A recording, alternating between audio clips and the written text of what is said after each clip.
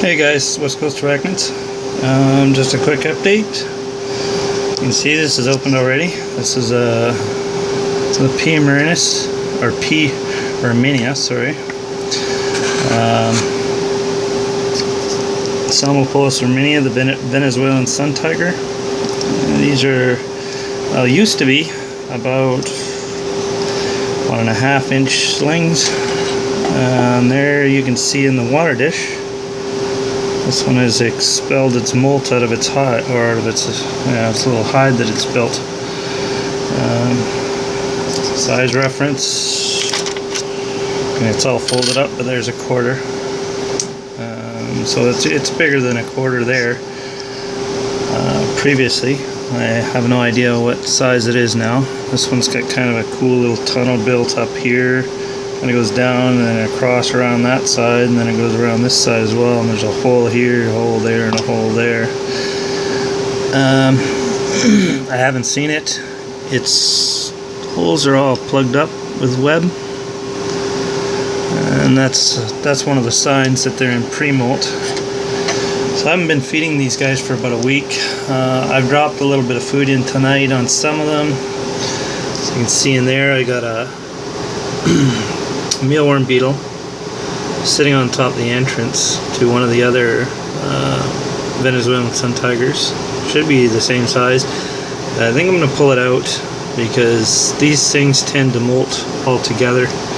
So it's either molted or it's about to. So yeah, I'm going to pull that out. It's trying to dig, but it's too soft yet. It's just a freshly molted mealworm into a beetle, and it doesn't have the strength or the hardened shell yet, so it's not going to be able to dig in there. But I don't want it to become a threat to one of my molting teas, so it's coming out. I got the other one here. I haven't checked yet. I'm just going to slip the cap off. Take a look. Let's make sure I get the right caps on the right ones. That's P. irminia 2 that just molted. And today is the 11th of June, I believe. Probably try and upload this tonight, hopefully. Unless I do have another video that needs to go up. Otherwise, you'll probably see it in a day or two. I don't like to upload videos one after the other. And there we go, there's another molt. So yeah, definitely that one's a little bit torn apart, but that beetle's going to come out of there because I'm almost certain it's either molting right now. I just put in a fresh dish. Sorry, I'm doing this one hand on the camera trying to open these lids. So just put that lid down for a second. And it does, I don't know if you can see that, but it does look like it's webbed up its tunnel. You can see how its tunnel kind of goes like a little berm almost. This one here, oops, trying to look through the camera watching that. This one here kind of goes in a half circle, like a skateboard pipe, and then it comes out here underneath the ground, and it's got a little entrance right there, and that's where I put the beetle. Let's see if I can do this on camera. I'm looking at the camera trying to grab this beetle. I got it. Okinawa Daniel-san shall catch a fly with chopsticks. Anyhow, this one here, you can see I put a fresh water bowl in there. I actually put a brand new one. And these are going to come out. Just going to dig out another cap. Maybe I should do two here and just get rid of these all together. So I've got a surplus of these little lids, and these go into recycling. So the water just gets dripped back in there. There's a little bit of moisture since they're molting. It's good. And then go into there for recycling. Some other plastic stuff. I just rinse it off first and then I stick it in the recycling bin. If you got it, recycle it, boys and girls. No sense dirtying up our world any more than it is. Oh, great. Which one was which? This one goes here. See, I almost forgot which lid goes on where. I'll probably take a look back at the video and see that I put them on wrong. I have to switch them. But this one here, Irminia 2. Let's put a new cap in there. Sorry, kind of going off video. So you got to really be careful with these arboreals. They like to do this at first. You know, they'll build little, almost like little mine shafts out of dirt and web, and they'll do that on the sides of trees as well with bark and moss, and they'll pull the moss off the trees, and you won't even notice them in the wild. And that's just their survival technique, but they'll use whatever they have, and that's why I'm keeping them in these for now.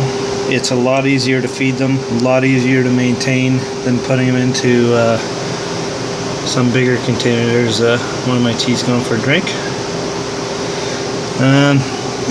I've gone through all of these. A few of them fed. Ishmael and Dominican Republic, they all actually fed, which is really awesome. Up here we've got a molt. There's a pecan Cerades there, that just freshly molted. These two are in complete pre-molt. You can see that there. His butt's just huge. That one's hiding in his little cave, which I'm going to take out. Oh no, he's out and about. But I'm slowly removing all their little caves. They're too big for them now. This one here actually molted in its little cave before, hardened up inside the cave, and it's deformed its back legs by doing so. They curve in like this at the back, and they walk funny, you know, like a crab. But I'm pretty certain after the next molt, since I've taken his little hide out, that that'll correct itself one way or another. No, he's going for a walkabout. This guy here. He likes to come out and walk every once in a while. When I give him a feed, he'll either eat or he'll come out and walk around a bit, which is kind of cool, you know. And then I'll just kind of have him on me while I feed these little guys. That guy there, I dropped a mealworm pupa. It's not a beetle or a mealworm, it's just a pupa. They don't really wiggle around much, but he seemed to find it. And those things are just packed full of nutrients, so if you can get your slings to eat those, do it. There can't be any more nutrients in a mealworm than in the pupa stage. I mean, they have to have it. It has to be chock full of pupa and moisture, just for them to become, you know, go through the pupa stage and all the energy they have to use to get out of there. First of all, to go into it, then they got to get out of it and get into beetle stage. So it's an enormous amount of energy they use, and they have to store that in the pupa. So if you can get your slings to eat those, go for it. It's just packed full of nutrients for them. Anyway, this is just a quick update. Like I said, I seen the molts coming out, so people have been asking about the Venezuelan sun tigers, and I thought I'd share this tonight. So there they are. There's two, and I'm expecting the other one to throw a molt out as well. So awesome, awesome, awesome. Those ones look good. All the legs are there. I can see. This one's kind of mangled, but you can still see that all the legs are there. Hopefully he came out of it all right. I haven't seen any of the teas themselves, but I did see them 3-4 days ago. So they've molted within the last 3-4 days, probably within the last 24 hours. So I'm not going to mess around with them. I'm not going to get them out of their hides. They've got all these perfectly elaborate little things built. I'll give them a feed here in about a week. Well, I'll try in about 5 days, but generally in about a week. And then that'll give them plenty of time to harden up. I don't want to give them too long. With slings, you know, 1.5 to 2 inches, you don't want to give them any more than a week, because it can dehydrate them if they're not coming out of their hides. Like these type of teas, they'll stay in their little hides. They're not going to come out until dark. And you know, if they don't come out,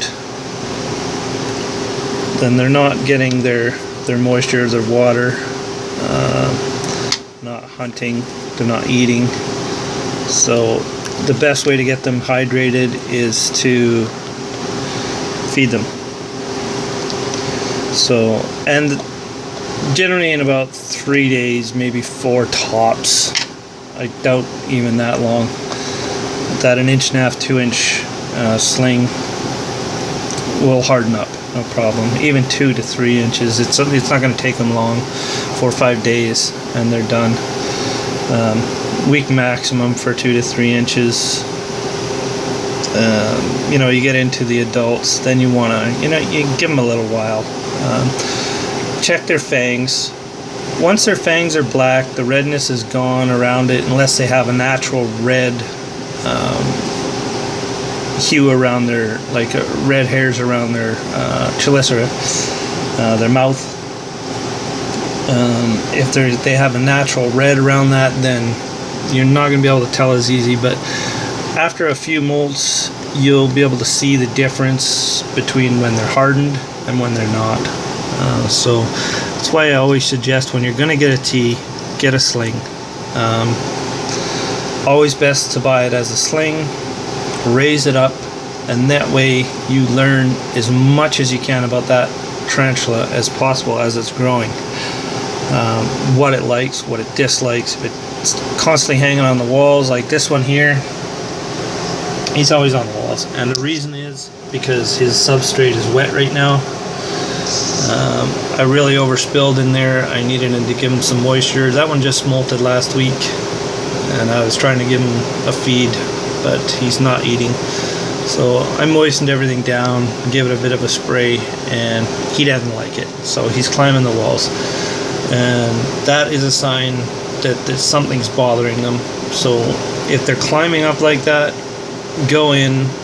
You know, if there was substrate, you know, if you haven't changed it yourself and everything's still the same, and then all of a sudden it starts to climb on the walls like that, that's a sign that there's something wrong in there. There's a substrate, there may be mites in there. It could have a parasite, could have parasites on it, could be parasites in the enclosure. Could be too hot. That's another sign. If it's too cold, they're not going to climb. Generally they'll try and dig, or they'll stay huddled up in a corner. But if they're climbing, there's definitely a problem. First off, give them a visual sight. Check them for mites. If you don't see anything visually, if you can't see any little white dots, little mites running around, or parasites on the tea itself, look in the joints around where the carapace connects to the abdomen, the leg joints, around the eyes, around the mouth, the chelicera, around the fangs. That's where the parasites are going to hang out, in the soft parts where they can get to. The ligament areas of the legs, where they bend. These are all soft parts. I don't know if you can see there, even the book lungs. And those are the 2 book lungs there on there, but you can see just on the leg there, those little white spots, that's ligaments. That's normal. Don't be afraid if you see that. It's just that that's where the parasites will hang out, places like that. But they'll try to get in deep in towards the body where there's folds, like around the abdomen, between the abdomen and the carapace, things like that, and in between the fangs and stuff. They're not going to get down. They can get in through the book lungs, parasites, but they cannot. They're going to have a real hard time getting in through the mouth. The mouth is very, very, very filtered. So any tiny little parasite or anything is going to be filtered out before it gets into the tea. So mites and things like that, they're not going to get inside of it, not through the mouth anyway, but they can climb in through the book lungs and cause an issue with the molt. You'll have black marks on the abdomen, look like burns, things like that. The abdomen will swell up. That's a sign that you have some kind of either fungus or a parasite in the abdomen of your tea. Now, depending on what it is, there's different ways you can deal with it. Ultimately, once you see that, your tea is in serious issue, and they're in serious trouble, it's probably going to die. There is ways to deal with it, but it really depends on what it is. So there's so many different things you can do. But generally by the time you notice something like that, it's too late. Anyway, so always when they're climbing like this, check your tees, make sure there's nothing in there crawling around, nothing like that. If there is, simply just take them out, put them into whatever, an empty little container, anything, a deli cup. You know, I got stuff in here. That's a superworm pupa in there. It's about to turn into a beetle. You can see him moving around. You can see his legs are all black. So that's going to pop out into a beetle real soon, a couple of days. Anyway, these type of container, just stick it in one of those, got some holes in it. You know, you don't even need really holes. It's not going to be in there that long, just long enough for you to take that enclosure, change out the substrate, put new substrate in, clean it under hot water. The only thing you want to put in there is dry substrate, and you should always have that on hand, just in case you need to change out your enclosure. So always have on hand enough to change out your biggest enclosure, and you should be all right. And then just continually, you know, if you use that, replace it, and that way you have it on hand. And always have an ICU set up, you know, like one of these containers. Generally I'll put you know, a little bit of tissue paper down and wet it down a bit. Oh, we got a fight going on there. These are, there he is there. Andrew Camatis, that guy there. This one. He just grabbed a mealworm. Anyway, what was I saying? Anyway, clean out your enclosure. Hot water. The only thing you want in there is dry substrate and a water dish. That's it. Try not to overspill the water dish, especially if you're trying to get rid of parasites or mites. They need moisture, they need humidity to survive. Some of your tarantulas will, but they can survive on a water dish long enough to get rid of the mites. So, but if they're living off of your tarantula, that's a problem. You need to get rid of them. Simply take a Q-tip, put a little bit of petroleum jelly on it, and simply dab onto the mites that are on your tee, and they should pop right off onto that. It acts like a sticky substance. It's kind of like rolling a piece of tape around yourself to get lint off your body. Same kind of situation. Try not to fill your tee full of petroleum jelly, especially around the booklungs, or you will suffocate it. They do breathe from underneath their abdomen. But yeah, that's about that. Anyway, I'm really happy that these molted. I can't wait for the other one to molt. I'll give them a week, and I think these guys here are due for rehousing. I also need to rehouse this, but he's made himself a little house, and he's happy in there, and he's got food. So this is my OBT, one of the OBTs. I was going to put it into a house like this. This was the other OBT that I transferred into here in the last couple of videos. And in the corner there on the bottom of the dirt, there's the hole, right there. And it just goes along to the back here and then around the corner. But he used to be up in this top corner, and he moved. So I'm glad he's gone and dug himself a little tunnel, covered in web, and then covered the web in substrate. So he's got himself a little home built, and he did just eat. So awesome. So he's in there enjoying a meal. A lot of these guys are enjoying meals. Some of the tiny El Parahibanas have eaten. This guy just molted as well. Elasiodora difficilis, small one. He molted about 3 days ago, 4 days ago. There's a Canthoscaria geniculata. There's his little butt sticking down with his little white-kneed legs. They're 3/4 inch now.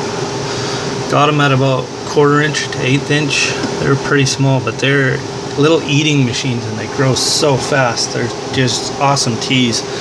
But they're even at that size, they're urticating hairs. Oh my god, they're itchy. Anyway, we're running in 20 minutes here. I was just going to do a quick update, but it's turning into a long one. Anyhow, so awesome. Venezuelan sun tigers are molting, and I'm going to clean all this up, finish putting the lids back on and getting them back into their spots, and put away this excess food. And I already told you guys about how I gut load these. I just stick them in something like this, and then I'll just throw in like a piece of carrot, or you know, throw in a bunch of mashed vegetables and just stick a little chunk in there, and they'll eat it up in no time. And then you feed them. So I do that the night before, and then I'll feed my teas. I mean, these are just, they're not packed full of nutrients once they've molted into a beetle, but they're still full of nutrients, and they're soft, so the teas, small teas, aren't going to break their teeth on it.